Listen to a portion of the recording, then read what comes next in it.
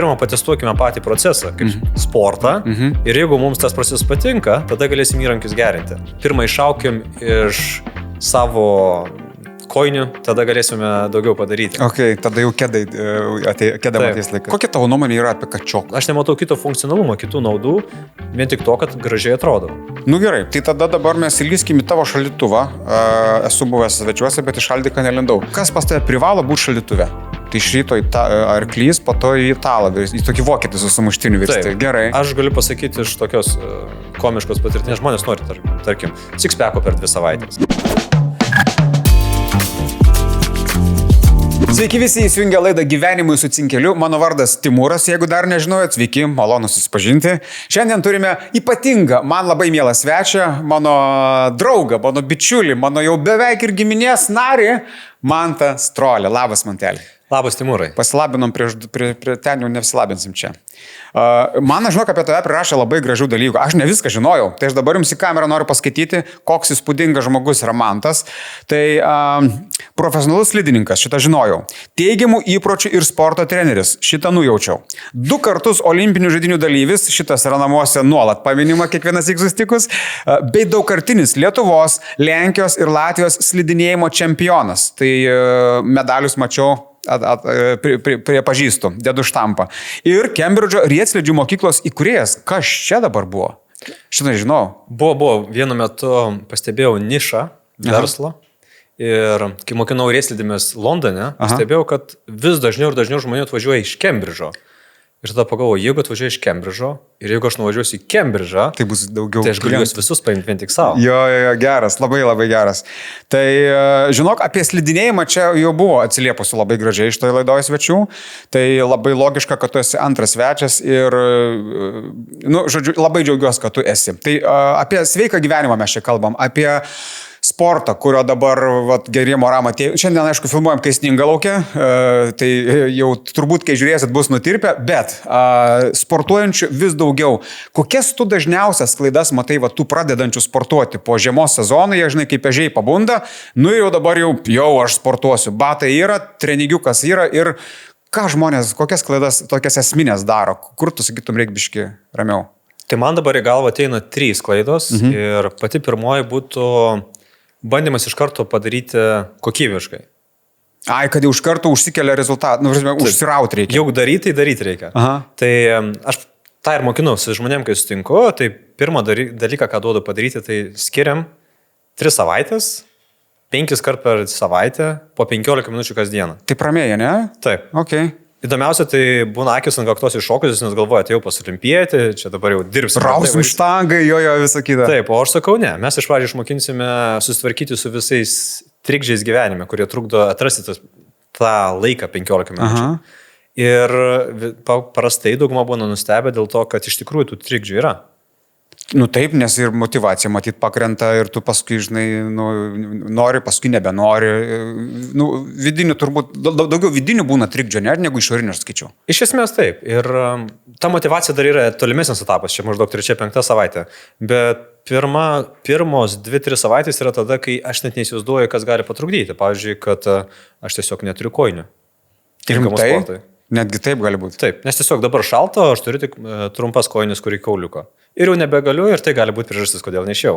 Čia labiau negaliu, labiau nenorit įsijungia. Čia balansas tarp abiejų, nes vaikas irgi vis tai yra. Okay. Kitas dalykas gali būti, neturiu derančių kelnių prieš viršaus ir tiesiog nekaip jausiasi išėjęs. Nes žmonės matys, jo. Taip, tie dalykai irgi svarbu, nes jausmas labai svarbu, tai dėl to stengiamės tos dalykus peržvelgti. Tai tada nėra blogai turbūt, jeigu žmogus eina ir perka ten kokybišką, brangią aprangą, kur, žinai, išleisiu daug, reiškia sportuosiu. Yra toks kartais mąstymas. Yra, tik tai su tuo yra bėda tokia, kad tai būna gali būti pasipriešinimas, kodėl.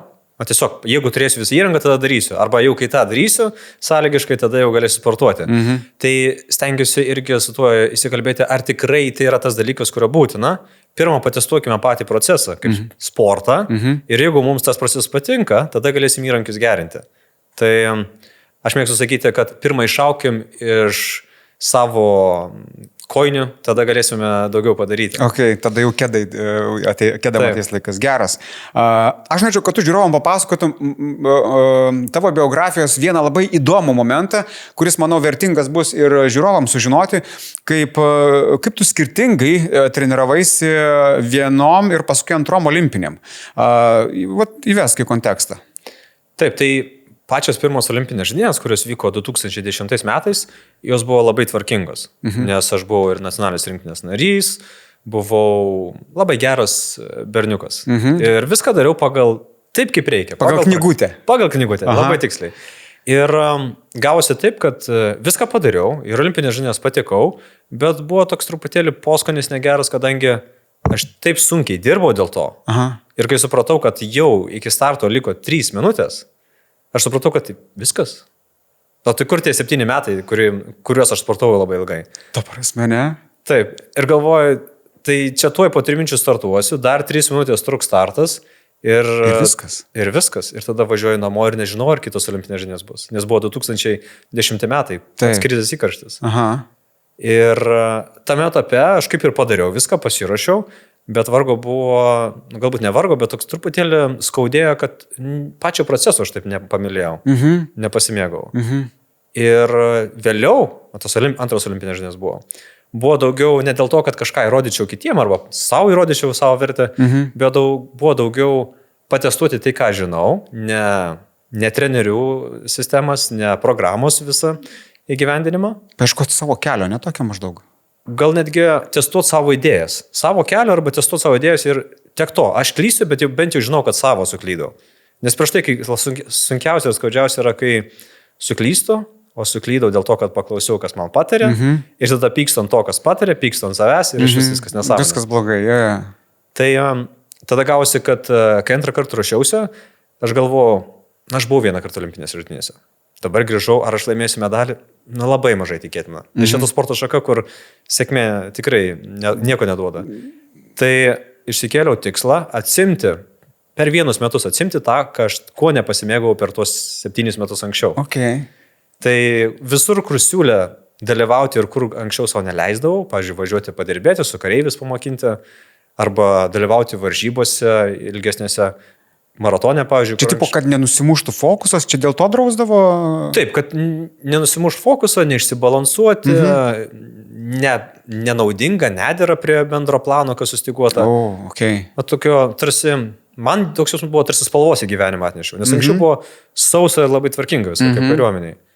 Tai pastebėjau taip, kad rezultatai tikrai nepablogėjo, bet kadangi atsipalaidavau ir buvau jungęs tokį lengvą dzen, tai tie momentai, kai buvo 50-50, tai aš tas varžybas anksčiau praloždavau po pusę sekundės, o tada pradėjau išlašinėti. Nes atsirado oro virš galvos, kaip aš sakau, dėl to ir iš gedros tokios.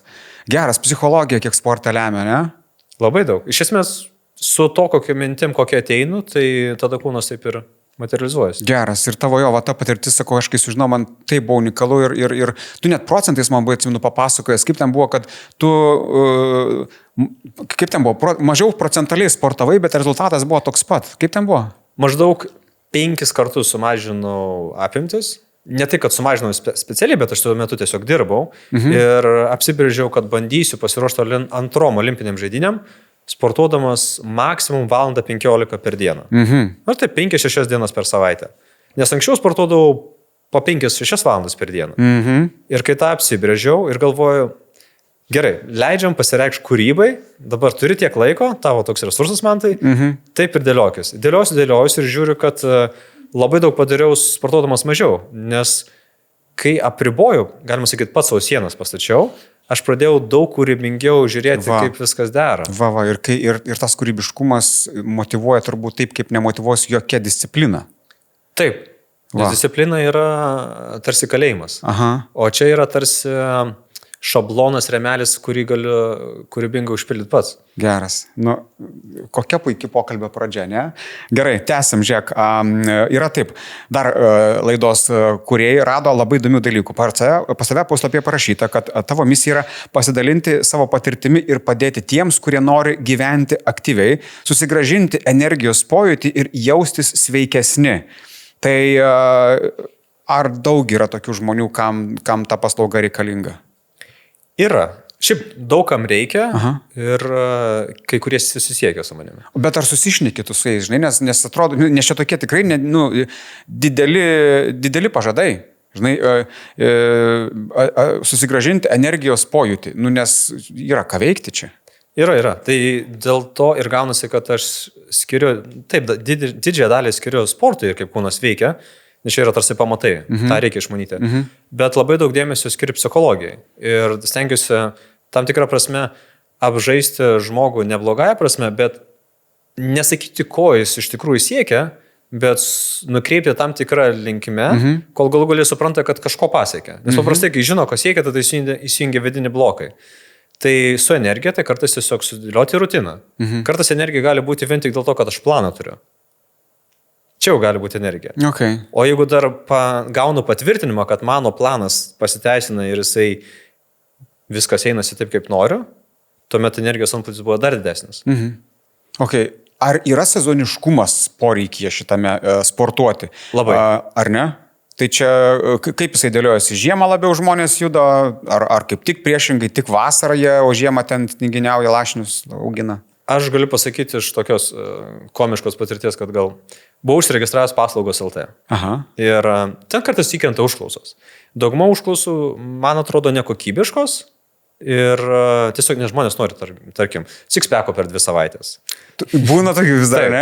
Arba dietos plano. Ir matau, kad tarsi diktuoja man, jaučiuosi kartais kaip gydytojas, kuriam sako, aš noriu, kad šitą darytum, pas savo diagnozavo problemą ir kaip spręsti ją. Ir tu patvirtink ir žodžiu dabar duok man tą six-packą per 2 savaitės. Taip.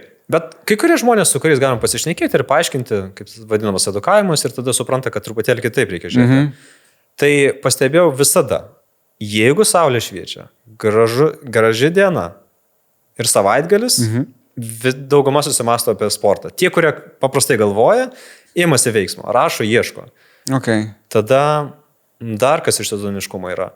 Visada smarkiai krenta sportas rudenį, tiesiog diena trumpėja, niūrumas atsiranda. Tai porą mėnesių reikia leisti savo labai savęs negraužti, bet tiesiog žinot, kad yra, kaip galima sakyti, bangos apačia tuo metu. Lietuviškas sezoniškumas. Taip. Toksai, ir jeigu aš negaliu kažkaip to išspręsti keliaudamas kažkur arba prisitaikyti, tai bent jau savęs negraužiu ir žinau, kad tas laikotarpis praeis ir po to per likusius mėnesius aš tikrai stipriai kompensuosiu. Ir kuo labai skiriasi, pavyzdžiui, žiema, vasara, pavasaris, tai vasarą labai gerai sportuoti iš ryto atsikėlus dienos pradžioje ir tas jausmas yra viskas tvarkojasi. Gamta būna, žinai, kvapas ten tas vėluoja, tai aš jo suprantu taip. O tie patys, kurie pavasarį mėgsta sportuoti, labai sunku žiemą sportuoti. Net ir tiem patiems entuziastam, kurie 5 keliasi. O tai yra dėl to, kad tiesiog dar tamsu, niūru. Tai tuomet reikia atrasti kitokius laikus. Tai aš pastebėjau, šiaip universalus laikas, tobulas galbūt, kuris tinka visur. Visais sezonais? Visais sezonais tai apie 11 valanda. Dienos. Jeigu taip imsim. Jei vasarą, aišku, aš koreguočiau, bet 11 valanda dienos įvertinus fizinius aspektus ir socialinius, nes dar yra kiti dalykai, kad mes kažkam kažkur reikalingi ir mes jaučiamės kalti, kad nesam tenais. Okay. Tai ta 11 valanda tokia dar prieš pietus, kur darbingumas sumažėjęs, galiu pradingti ir kai grįšiu, dar niekas nepastebės, kad manęs nėra, aš nejausiu kaltės jausmo. Ir dar turbūt fiziologiškai tavo kūnas dar yra, dar yra, žinai, jėgos dar į kalniuką lipa, ne? Nes taip. Aš bent jau save taip įsivaizduoju, kad kai tu sakai, aš tau net neprieštarauju, žinai, net nenoriu prieštarauti, galvoju, tikrai 11 galvot būtų logiška. Aš galų galiai baseiną važiuoju, pusei 10, nes tada žmonių būna mažiau ir jaučiu, kad dar ta energija tokia gera teisinga. Geras, o gerai, kokie dalykai žiemą žmonės, nežinau, priverčia galvoti apie sportą arba bent jau pakviečia apie tai pagalvoti? Kai sninga gražiai? Ar pusnų daug? Tai pastebėjau, gal kai sninga, jeigu sninga, taip tarsi atrodo, to sniego bus dar kelias dienas, tada pasipila skambučiai. Jeigu tu slidė mokai, ar ne, dar žiemą? Taip, slidė mokai. Tai realiom gerom.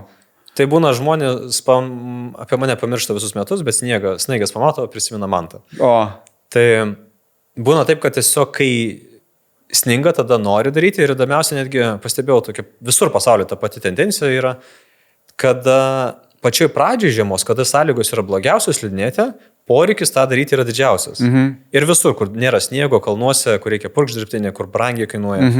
sąlygos, pavyzdžiui, kovo mėnesį, kada sąlygos yra tobulos, visur tuščia, nes visi jau galvoja apie artėjantį sezoną.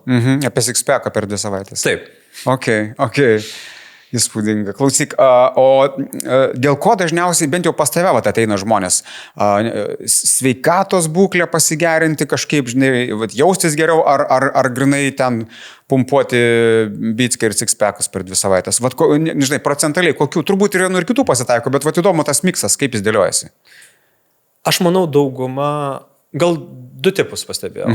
Tai yra vienas tipas, kurie kažko nori, bet neįsisąmoninė ir jie ir neteina arba neužsibūna, o tie 2 tipai, kurie pasilieka. Tai vienas tipas, kur turi konkretų tikslą, pavyzdžiui, pasiruošti triatlonui, maratonui, olimpiniam žaidynėm, turi porą tokių žmonių.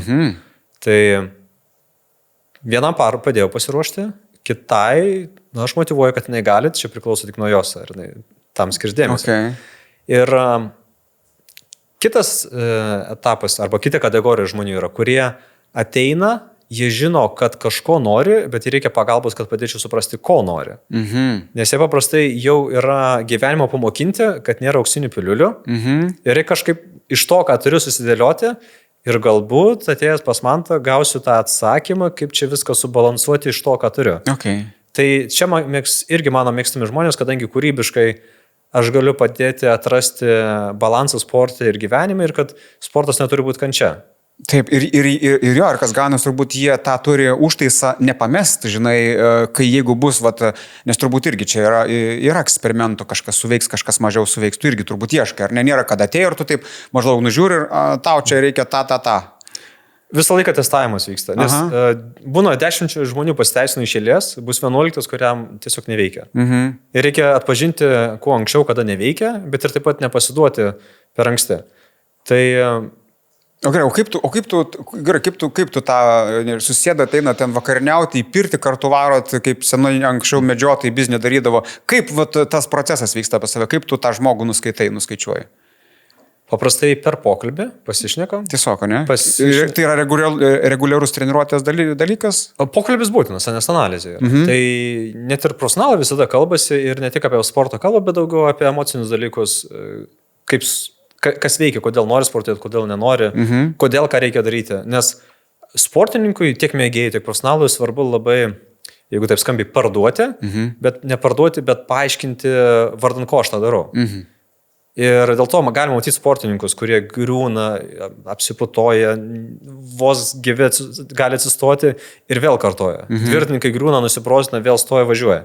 Kodėl? Todėl, kad tas laikinas skausmas jiems yra neikis, palyginus su tuo, vardan ko jie tą daro. Taip. Gerai, ar kaip įtakoja tą, žmonių norą sportuoti, kažkokios pergalės? Aš čia apie krepšinį nekalbu, bet, žinai, kai būna konkrečių sportininkų pergalės, tai yra didžiulis dalykas, nežinau, dabar disko metikas Alekna, žinai, pasaulio čia, žinai, reiškia rekordą pagerino. Kiek tai, nes Rūtos Meilutytės galų gale aukso medalis plaukime, baseinus reikalas, žinai, sujudino. Kaip tu tą matai kaip slidininkas, žinai, kiek tai įtakoja? Turi įtakos. Turi, ne? Žiūrėkim tai paprastai, kadangi vis tiek žiniasklaida, socialinė medija yra tas pats, arba ne tas pats, bet atspindi tai, kas būdavo anksčiau mūsų įprastam gyvenime, ką matydom daro šeima, kaimynai, aplinkiniai. Ir paprastai tai, ką matom, tai, kas pasiteisina, norim tą daryti. O jeigu dar tai yra mūsų šalies pilietis, tai sutapatinam šiek tiek save su tuo. Dar irgi istorija tokia graudi, tai kabina taip. Ir užkabina. Tai pavyzdžiui, aš šiaip džiaugiuosi, mano pavardė yra Strolė ir aš turiu dar jaunesnį brolį Strolę. Čia pas jūs šiaip yra dinastija, man atrodo, sportininkų, tai pertraukiau savo. Taip, yra.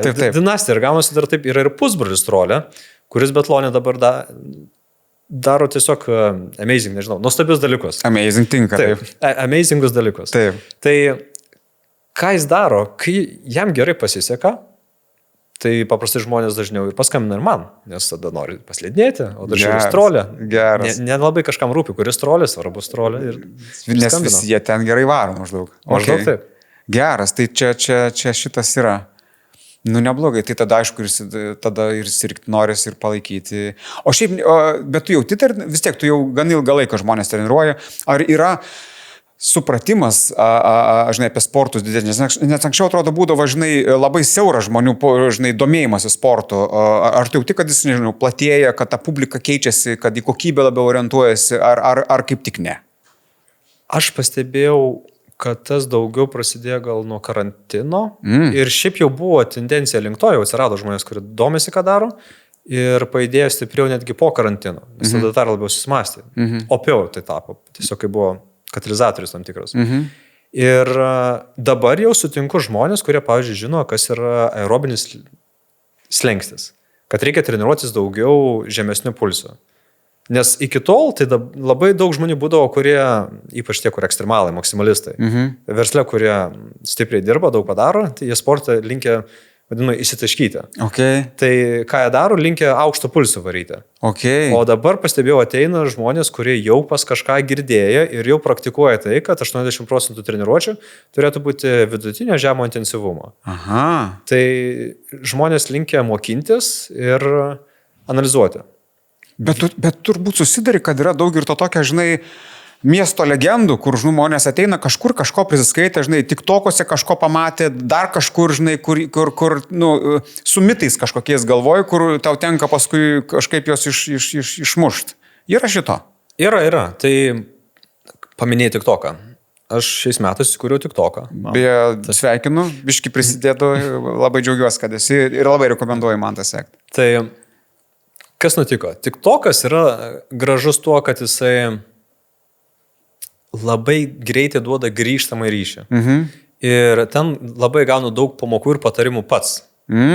Tai čia labai diplomatiškai, man to dabar pasisakai, ne? Taip. Ir ką aš suprantu, TikTok'as parodo, kada aš paliečiu jautrią temą, tada labai užverda diskusija. Aišku, būna neigiamo dalyko, bet sportas mane jau tą pamokino, tai netaip jautriai reaguoja. Vis tiek tas veikia, bet netaip stipriai. Ir pastebėjau, kad žmonės turi tam tikrų klišių žiūrėdami tai, kas yra pats sportas. Nes, pavyzdžiui, jeigu raumuo, tai jis tiesiog turi būti didelis, pumpuotas. Jo. O supratimas, kad raumuo turi atlikti tam tikrą funkciją, pavyzdžiui, palaikyti kaulus ir kad sąnariai mobiliai judėtų, jau susimasto galbūt ne visi. Arba bent jau tie, kurie tai susimasto, tiesiog nieko nekomentuoja. Ok, jo, čia ta šviečiamoji funkcija, jo, mes jau čia su Mindaugu esam svečių kalbėję, kad mobilumas kaip yra labai svarbu, kad irgi, pavyzdžiui, sutiktum ar ne, kad prieš pradedant sportuoti, sveika ir būtų naudinga pas kineziterapeutą nueiti, kad pamatytų, kaip tu judi, kad tau pasakytų, kad tave truputį nuskanuotų. Be abejo, arba žmogus bent jau, kuris labai gerai supranta ir mato judesius ir gali identifikuoti, o tas, kur dirba. Tai tiesiog akis mato, kad koja netaip deda ir matau, kad apkrova ant kelio arba ant nugaros. Pavyzdžiui, aš tai kartais irgi tą jaučiu net skaudą žiūrint kitą. Okay. O kineziterapeutas tai ant to tik ir dirba. Tai vien tik tai nueiti bent kartą, pasidaryti auditą ir bent jau, kad įvardintų tas ir tas yra vieta, kur reiktų sužiūrėti, tai žmogui yra būtų naudinga. Čia mes mašinos turim pravaryti kas 2 metus, o kūno nesitikrinam. Tai šitoje vietoje tikrai tas padėtų. Okay. Aš lankausi vienam kitam prekybos centre, kur yra sporto salė, kur matosi, kad žmonės vaikšto ir daro, žinai. Tu turbūt irgi pastebi ir pritarsi man, kad žmonės dažnai nejaučia sportuodami, ypač sporto salėje su geležiais ribų ir alina savo organizmą. Kaip žinai, nesinori naiviai klausti, kaip jo nenualinti, žinai, bet kokias tu čia priežastis matai, kodėl dažnai žmonės taip perlenkia lazdą su to sportu?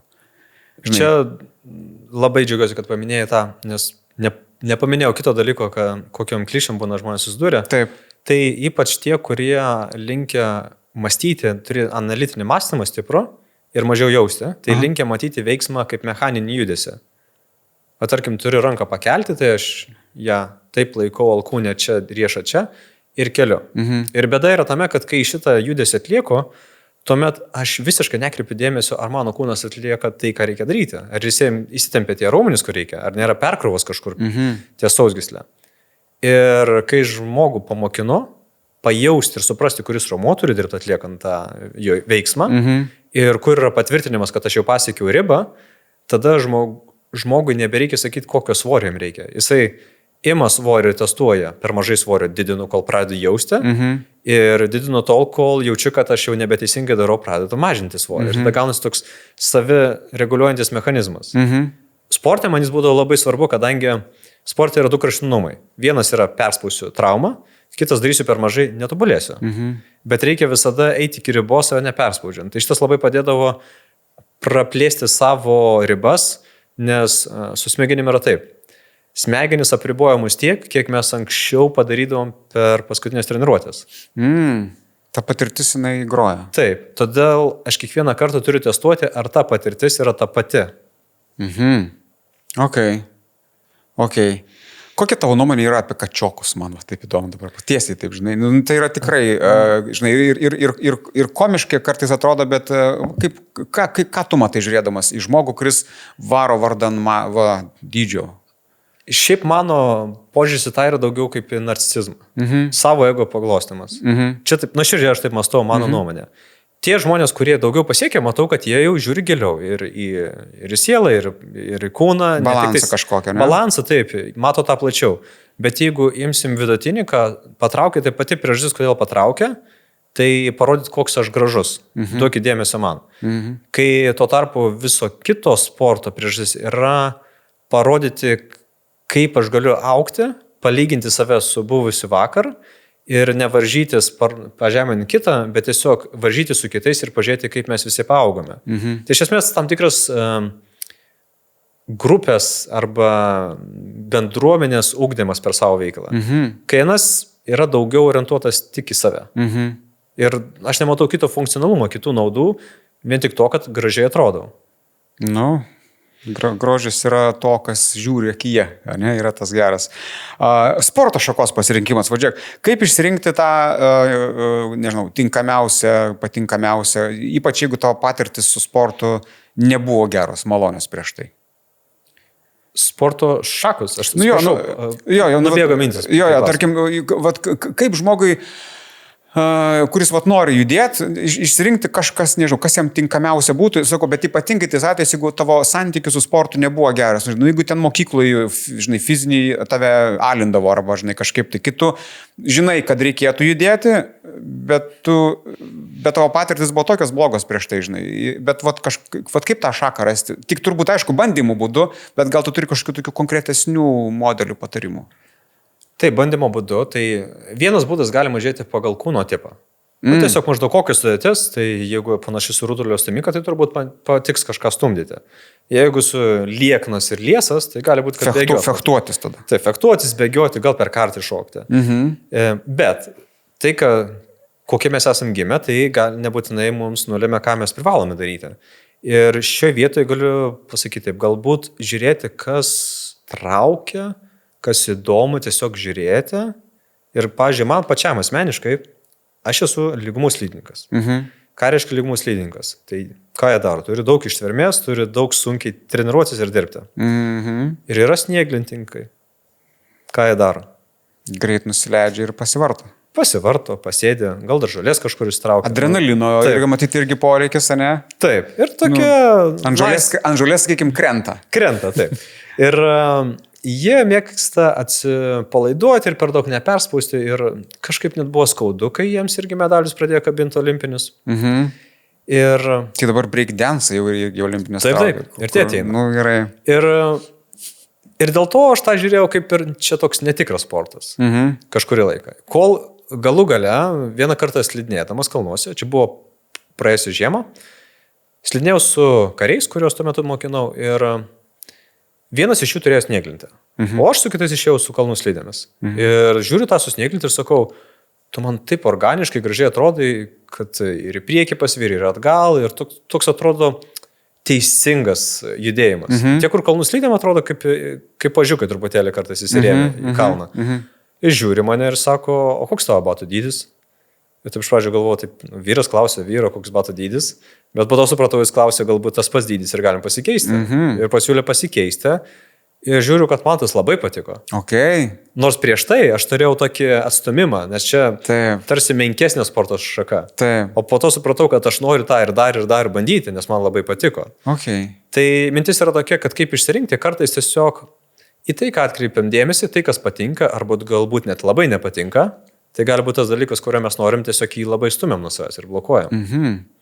Tai čia yra, primena truputį muzikantų reikalus, nes būnagi išmoksta, pavyzdžiui, groti vienu instrumentu, ten koks nors žmogus pianiną valdo pilnai ir esu matęs buvęs tokiose šventėse, kurie būna keičiasi instrumentais. Tai iš esmės turime meni, kad jeigu tu vieną sporto šaką jau arba save jau pažįsti fiziškai, tai tau turbūt yra lengva ir gal net sveika kartais pabandyti save kitam amplo, ar ne? Čia net negal, čia tikrai sveika, o ką paminėjai, tai aš vadinu fiziniu intelektu. Tai iš esmės mes turim intelektą, daug intelektų skirtingų. Ir vienas iš jų yra toks, kad kaip mes galim kūną valdyti, net per daug nemastydami. Tai kuo daugiau skirtingų sporto šakų esu pabandęs, ypač techninių, tai mano kūnas lengviau perima naują veiklą. Ir dėl to pastebėjau, kad kurios būna labai lengva mokinti, ateina pirmą pamoką, sudėlioja viską ir jau gali šliuošti.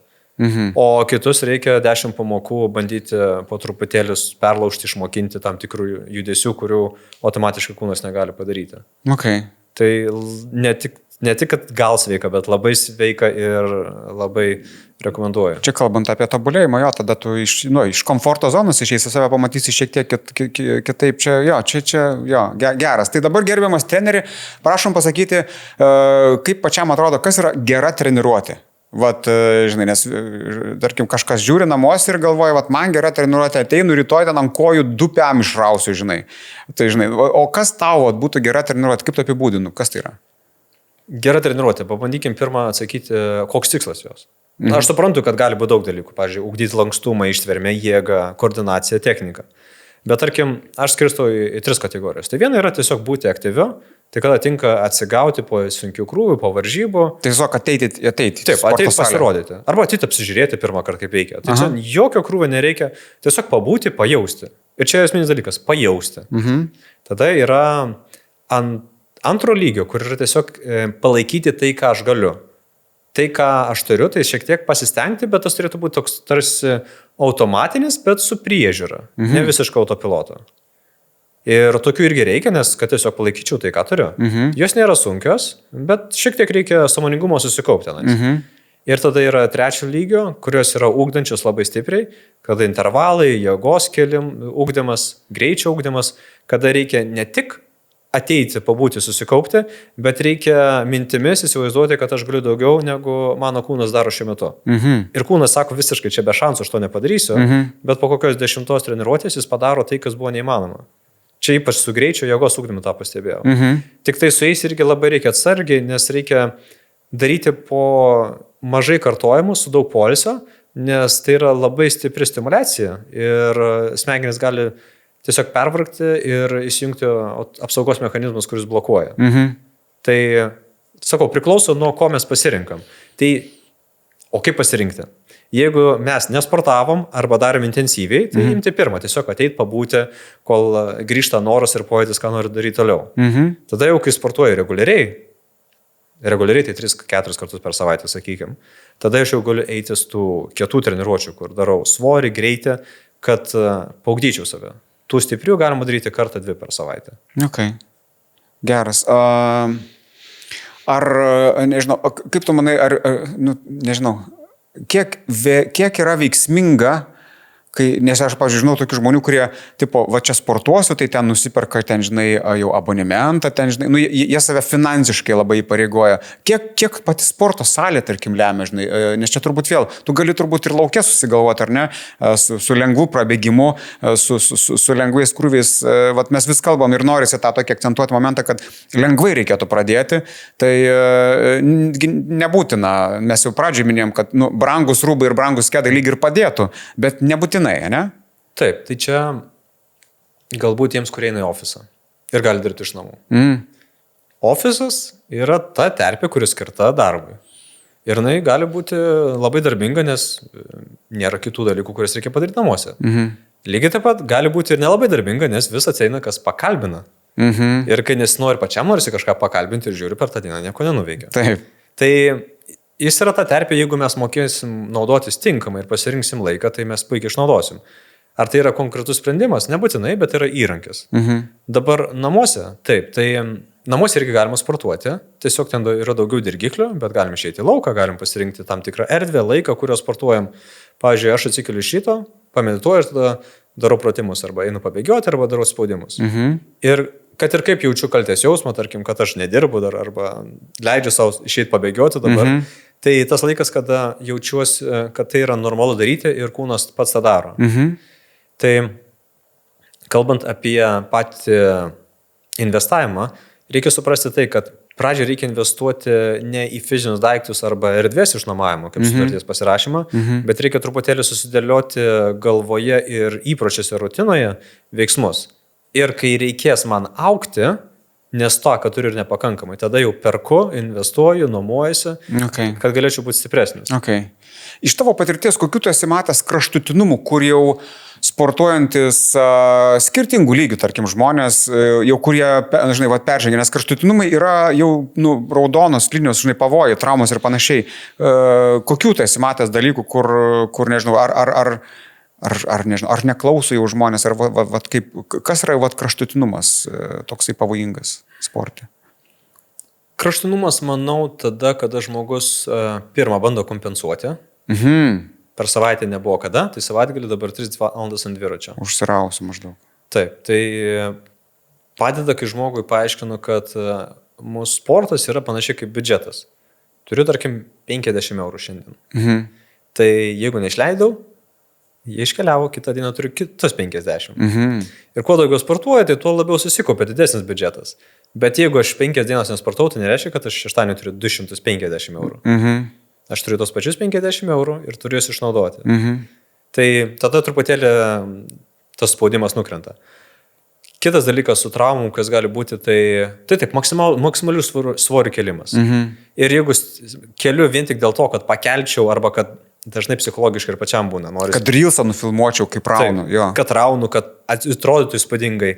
Arba kad pagerinčiau laiką, kur prieš tai buvo, tai aš jau ateinu, dar nepradėjau treniruotis, aš esu jau kalėjime, nes esu priverstas pagerinti tai, ką dariau praėjusį kartą. Tiems, kurie daro reelsus, tai yra patarimas. Šiaip būna sporto salė, kur profesionali, kur sunkiaatlečiai sportuoja, tai yra treniruočių svoriai. Jie atrodo milžiniški kaip 25 kg, bet jie sveria gal tik 2,5 kg. Smėlio kokia pripilta, ne? Taip, tai visiškai tokie lengvučiai, jų galima prisidėti, tada tikrai atrodysi įspūdingai. Jo, jeigu tavo atrodymas svarbu. Olimpiečio patarimas.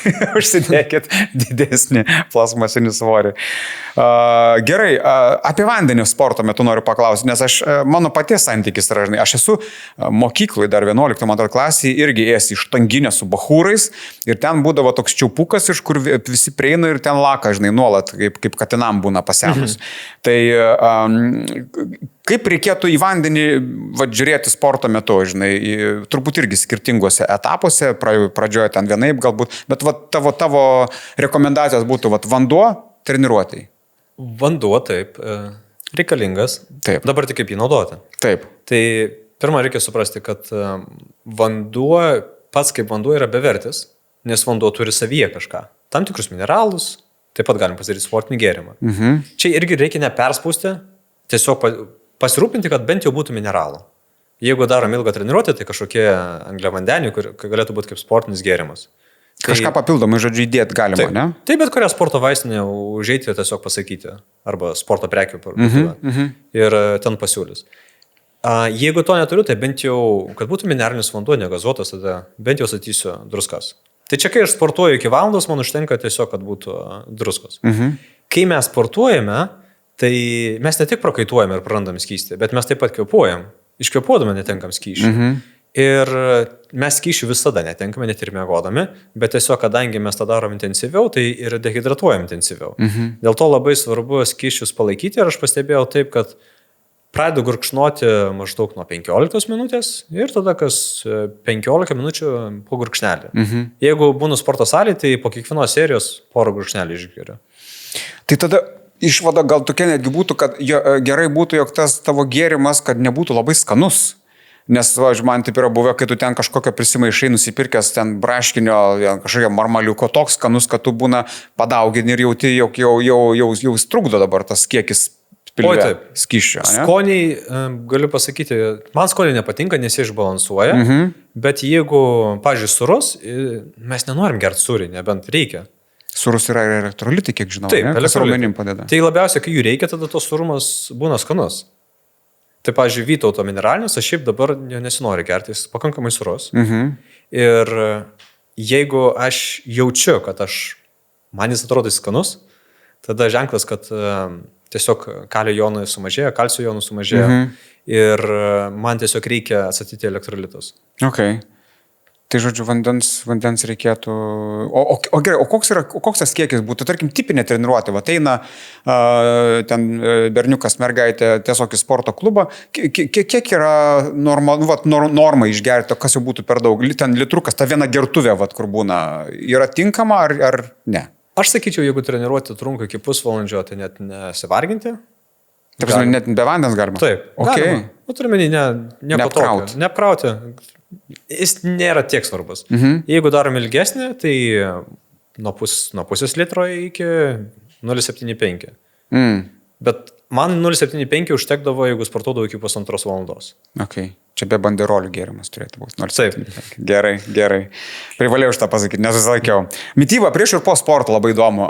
Va čia kaip yra, nes yra irgi mitų, kokių tik tai ten nėra, žinai. Prieš sportą ten reikia, nes ten raumenys kažką ten, po sporto reikia, nes ten apkrausi save. Kaip tu į tai žiūri? Maistas ir sportas. Aš toje vietoje kažkada buvau kaip arklys. Tiesiog testuodama. Prie avižų eini dirbti po? Avižų, papildų, visko gaudom. Ir kadangi buvom rinktinė, tai tiesiog duodavo, gerkit. Šeria, žodžiu. Taip. Ir po kažkiek laiko pradėjau mąstyti, ar viską reikia valgyti, ką duoda. Ir testavom su papildais, kurie skirti atstatyti baltymus. Tai jie skanus. Tiesiog patrionai skanu gerti, bet ar kažkas būtų pagerėjęs su jėgos atsistatymu, ar su pastiprėjimu, aš to nepastebėjau, kiti irgi nepastebėjom. Daugiau įtakos turi kokybiškas maistas, kad gautumėm baltymų per patį maistą. Tai gali būti vištiena arba jautienos, kiaulienos kepsnys, žuvis antroje dienos pusėje. Ir su sportu pastebėjau, kad labai daug padeda, jeigu mes valgom tą maistą, kuris teikia energijos.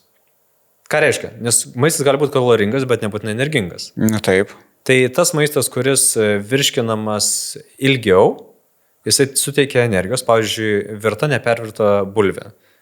Okay. Paprastas dalykas. Nėra labai skanu, bet... Su kefiriuku gal ar nieko, žinai. Taip, okay. O kefiras jau truputėlį sunkiau, nes jau yra baltymų, kurį ilgiau virškina. Pavyzdžiui, mano mėgstamiausias maistas yra nepervirti makaronai. Tokie, kur nebekieti, bet dar neminkšti. Pamiršau, kaip vadinasi tas. Al dente. Jo, taip. Aš vėliau, tik 10 metų po to sužinojau, kad jie turi pavadinimą. Kad tu kaip italas valgai. Taip. Jo gerai. Okay. O tą tiesiog įpratom, kadangi tai geriausias energijos šaltinis ir lengviausiai juos virškina. Nes yra kita problema. Ką virškina per ilgai, aš jaučiu per treniruotę, jau negerai. Ką virškina per greitai, tai būna tiesiog angliavandenių šuolis ir po to krenta energija. Tai, pavyzdžiui, bandelė nėra tinkamas dalykas. Okay. Tai kartais tuos saldžius labai galiu naudoti tada, kada jau jaučiu, kad aš neturėsiu laiko virškinti, bet reikia atsigauti. Pavyzdžiui, kad ir šiandien turėjau pranešimą ir turėjau 1 valandą sugrįžti save ir pasiruošti šnekėti čianais. Tai tiesiog ištraukiau šokolduką ir suvalgiau jį, nors šiaip reiktų normaliai pavalgyti. Okay. Bet kompromisas yra tame, kad aš tuoj turėsiu vėl eiti veiksmą, aš negaliu leisti savo aptingti. Okay. Geras, labai įdomu. O tai tada gerai, tai prieš ar po reikėtų sporto valgyti? Jeigu taip eisim pagal tiksliai kažkokią taisyklę išvesti, tai sakyčiau 2,5 valandos iki sporto yra tobulą pavalgyti. Oho, kaip ilgai. Tai jau čia būsiu. Bet jeigu, pavyzdžiui, greitą medžiagą apykite, kad pas mane, aš jau alkanas eičiau. Aš manau, alkanas tai nieko tokio, svarbu ne išbadėjęs ar peralkęs. Nes tuščias skrandis yra tobula, mums nereikia būti sotiems, mums tiesiog reikia turėti energijos. Tai kai aš jaučiuosi alkanas, labai geras laikas išėjti sportuoti, bet svarbu, kad tas alkanumas neužsitęstų dar porą valandų. Jeigu būna nevalgęs 4 valandas, tada aš stengiuosi kažką lengvo užkasti prieš eidamas treniruotę. Tas lengvas gali būti bananas arba dribsniai su pienu, toks paprastas dalykas. Okay. Nu gerai, tai tada dabar mes įlyskim į tavo šaldytuvą.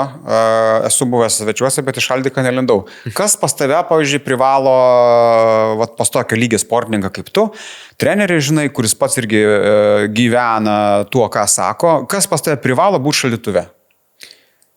Tai dabar aš nesu tokio lygio sportininkas, bet daugiau. Nu, nes man tu esi. Gerai. Tai, ir žiūrovo. Gerai, tai bet pasakysiu, kas yra. Tai pas mane privalo būti avižinės kruopas, kad galėčiau įsivirti avižų košės. Palauk, tai čia tos tiesiog rytinė košytė? Taip, labai paprastos. Ok. Tai jos man suteikia energijos ir žinau, kad galėsiu visą dieną tiesiog iki pietų tikrai turėti energijos, net jeigu ir pavalgau labai anksti. Tai čia dienos pradžiai. Po to pastebėjau, kad man gerai, jeigu aš galiu pasidaryti kažkokį sumuštinį, kur turi riebalo, baltymų, tai gali būti lengvai virškinamas sūris arba kažkokia mėsytė. Okay. Tai iš ryto į arklys, po to į italą, į tokį vokietį su sumuštiniu virsti. Gerai. Tai čia gaunasi toks persidengimas. Vienas dalykas angliavandenis, kuris virškinamas lengvai, bet ilgai. Ir po to dar truputėlį riebaliuko, kuris dar ilgiau virškinamas ir suteikia energijos dar šiek tiek ilgiau. Ir tada man svarbiausia dalis yra pietus. Nors sako žmonės, kad pusryčiai svarbus, bet man pietus. Okay. Ir pastebėjau, kad jeigu per pietus aš negaunu angliavandenių, tų ilgiau virškinamų, tai mano antroji dienos dalis būna sugriuvusi. O kas yra ilgiau virškinami angliavandeniai? Tai tie, kurie... Tai makaronai tie? Makaronai, kruopos, bulvės virtos. Tai gali būti tie angliavandeniai, kurie virškinami iki poros valandų. O jeigu steiką dedi per pietus, čia jau blogai būtų? Gerai, bet vis tiek reiktų papildyti. Aš kažkada taip dariau, atsimenu, brolis atvažiavo, sako, valgom kepsnį, per mažai mėsos valgau. Išsikėpėm buvo labai skanu, bet neturėjom nieko šalia. Tai pajutau, kad kažkoks neaptingęs, bet tarsi smegenis aptingo po poros valandų. Ir galvoju, kas man yra? To prisiminiau, kad aš nieko angliavandenių tą dieną per pietus nevalgiau. Okay. Geras, bet irgi jo, čia aš tau to kartais pavydžiu, kad žinai, tu save taip žinai. Aš žinau, kad man atsikėlus pusryčių nereikėtų valgyti, nes aš tada apsunksiu visai dienai, tai tada tiesiog pakenti iki kokios 11. Ir 11, aš angliškai išmokau gyventi.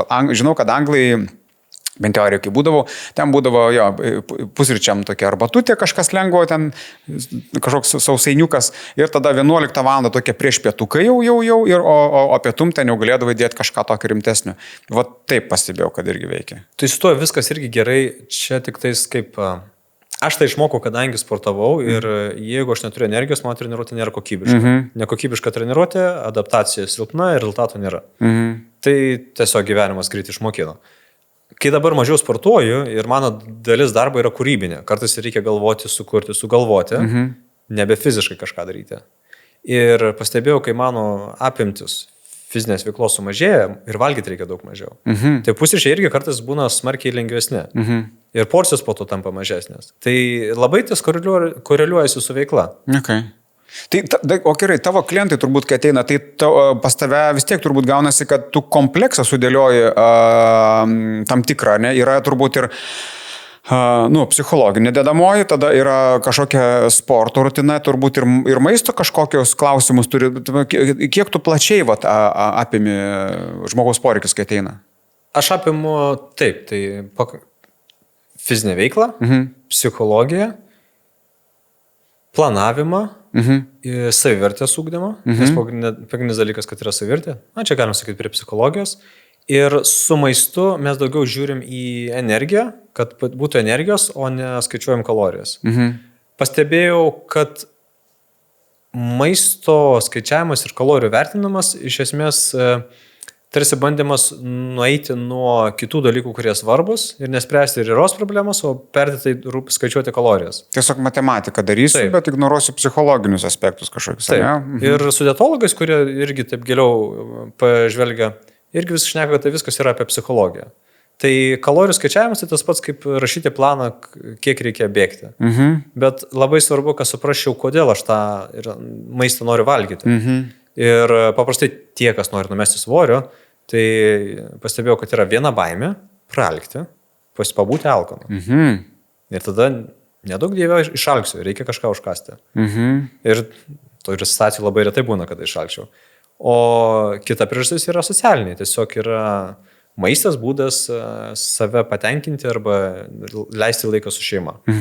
Ir tarsi kažkoks veiksmas negali būti kitas tiesiog, kad valgymas. Tai paprastai šios dvi priežastys būna, dėl ko tas svoris kyla. Okay. Geras. O maisto papildai nesportuojantiems arba, pavyzdžiui, pradedantiems sportuoti. Ar šiaip, jie turbūt skiriasi, ar tai yra tokie patys gali būti ir vieniem ir kitiem, nes kažkas, tarkim, pradeda ir nori, nežinau, ten tas formytės kažkokias įgauti, žinai, ten, nežinau, sixpackas, tas pats galbūt irgi poreikis yra, ar ten kažkokios tai dar kažkas tai. Skiriasi tie dalykai, ar, nežinau, yra kažkas tai, kas tinka visiems ir sakai, va, šitą imi ir turi. Aš manau, kad mes visi žmonės esame. Ir papildai iš esmės tie patys pritaikyti visiems žmonėms. Čia daugiau tiesiog prie kiekio ir kada reikia jį jungti. Tai papildas reikia ir atsiminti, kad papildas yra papildas, tikrąją to žodžio prasme. Tai pirma žiūrėti bazinius dalykus, kad maistas, mityba būtų subalansuota. Ir papildas įsijungia daugiau tada, kai mano kūnas nebegeba įsisavinti reikiamų medžiagų iš to maisto, kurį suvalgau, arba tiesiog aš negaliu tiek to maisto suvalgyti. Tai, pavyzdžiui, kai sportininkai, tai netgi rekomenduotina kartais naudoti 5 kartus didesnę dozę vitaminų negu įprastam žmogui. Tai aš tiek maisto negaliu fiziškai suvalgyti. Tai šitoje vietoje papildai yra tarsi taikymas tiksliai tą vietą, kur reikia. O geriausias būdas tai darytis tyrimus ir žinoti, kurioje vietoje man yra deficitas. Tai tada galima sudėlioti programėlę, tą greitai atstatyti ir išlaikyti balansą. Fantastika. Mes labai įspėriai, labai konkrečiai šį kartą sukalbėjome, man labai buvo gera. Paskutinis klausimas man tai, koks yra geriausias sportas? Slidinėjimas. Slidinėjimas. O gerai, dar kad žiūrovam galbūt įvesti kontekstą, gal tikrai ne visi bus girdėję arba žino, slidinėjimas ir rieslidės yra. Aš irgi tik susipažinęs, tu jums žinau, kad toks dalykas yra. Tai čia rieslidės yra vasara, ne? Taip. Bet o traumų tikimybė? Nes kai tu griūni ant sniego, mokindamasis, tai neskauda. Kai tu griūni ant asfalto su rieslidėm, tai skauda. Skaudžiau, taip. Asfaltas yra šiek tiek šiurkštesnis už sniegą, tas tikrai. Šiaip patikslinsiu. Galima galvoti, kad vasara yra tos rieslidės, bet iš tikrųjų rieslidės yra profesionalų naudojama visur, kur nėra sniego. O šiomis žiemomis būna taip, kad kartais reikia startuoti. Pavyzdžiui, atsimenu, Stokholme buvo, reikėjo startuoti varžybose, apžiūrėjom trasą, o dabar visi startuoja, darykite apšilimą kaip norit. Tai atsirado kultūra, kad tiesiog rieslidės visada yra tam, kad jeigu nebus kur daryti apšilimo, galėčiau rieslidėm daryti. Tiesiog. Pekinė sustartavęs irgi. Startuoti ir visi jau startuoja, moteris startuoja, tai vyrai tuo metu daro apšilimą. Apšilimas yra tiesiog rieslidėm. Rieslidės nusiėmų, užsidų slidės startuoja. Tai kas yra rieslidės? Rieslidės yra pakaitalas, tuo atveju, kai negali stovėti ant sniego. Judesiai yra lygiai tie patys. Jausmas šiek tiek skiriasi, nes vis tiek sniegas, nes asfaltas yra, bet raumenys dirba tie patys, jausmas yra tas pats, vienintelis skirtumas griūnant. Tai tie, kurie mokinasi pas mane, tai griūna labai labai retai. Paprastai griūna daugiau tada, kai nori pabandyti ir ne visiškai klausyti. Tai galiu pastebėti tai, kad moteriškos lyties atstovės, jos arba negriūna, arba labai labai retas atvejis būna. Nes jos linkusios tiesiog klausyti, ką sakau. Tai su vyrais reikia stengtis, jeigu matau, kad vyras yra ambicingas, nori bandyti, tai reikia mokėti patenkinti jo poreikį, bet subalansuoti. Tarkim, jeigu ką, einam ant žolės ištaškyšim tą energiją visą. Bet ne tai, kad kažkur nuo kalno lėkiant. Geras. Apie apšilimą dar užsiminėjai, gal čia visai pabaigai. Ar apšilimas gali užsiskaityti kaip pasportavimas? Taip. A ne? Aš pats universitete atsimenu, lygiai taip pat mačiau ir kai mūsų dėstytojas pasakė, kad kaip skaičiuojam visų metų treniruočių laiką. Tai skaičiuojam viską, net ir tempimo pratimus, net ir apšilimą. Tai, nes apšilimas kas vyksta? Tai mes esam sąmoningai judesy, veiksme, mes naudojam raumenis, mūsų kraujotakos sistema suaktyvėja, kvėpavimo sistema suaktyvėja. Tai yra lengvo intensyvumo sportas, tai yra taip pat laikas, kada sportuojam. Ir netgi noriu pasakyti, kad geriausios treniruotės padarytumėm, pavyzdžiui, kurios daugiausiai vertės atneša. Tie vienkartiniai svorio pakelimai, intervalai. Jie tarp visą treniruotę gali sudaryti vos 3, gal 7 minutės. Tos didžiausios vertės dalis treniruotės. Užtrunka kelias minutės tik tais, bet pati treniruotė trunka nuo valandos iki 1,5. Tai reiškia apšilimas, poilsiai, tempimai, viso to yra užpildoma. Ir labai svarbu suvokti, kad aš gerai aukštai pašokčiau, man reikia giliai pritūpti, atsipalaiduoti ir tada galėsiu šokti. O dažna klaida, kad šokt. Taip. Geras. Nu tai štai jums ir išsprendėm, žiūrėkit, jeigu jūs abejojat ir nenorit, ar kažkodėl dar stabdote, tiesiog apšilimukus pradėkite daryti. Tiesiog va taip po truputį ir įsivažiuosit. Mantai, ačiū, kad atėjai. Tikrai buvo labai smagu pabendrauti, dar labiau giliau tave pažinau, o visiems tiem, kam būtų įdomiau ir daugiau norėtųsi Manto paklausyti, išgirsti, gal kokių klausimų užduoti, sekit, susiraskit, tikrai labai lengvai rasit. Treniruotėse dar turi vietų, ar jau pas tave užbukinta ir sakai, jau ne. Turiu vietoj į priekį visada galima paplanuoti ir pas mane dabar daugiau yra pranešimų, mokymų, tai sportą pasilieku kaip malonumą, nes čia ta veikla, kur man labai patinka, tiesiog tą darau kaip energijos pasikrovimui, tai kad per daug netitrūkšinau. Labai gerai. Tai dar kartelį, Mantas Strolė, ačiū, kad buvai. Gyvenimui su Cinkeliu, draugai, buvo šį kartą toks, tiek, jeigu turit klausimų, pastebėjimų, rašykit komentaruose, nežinau, yra čia komentarai pas mus, yra komentarai, rašykit, atkreipsim dėmesį, sureaguosim ir jūs busit sveikesni, mes busim laimingesni ir visiems bus žymiai geriau. Ate, iki.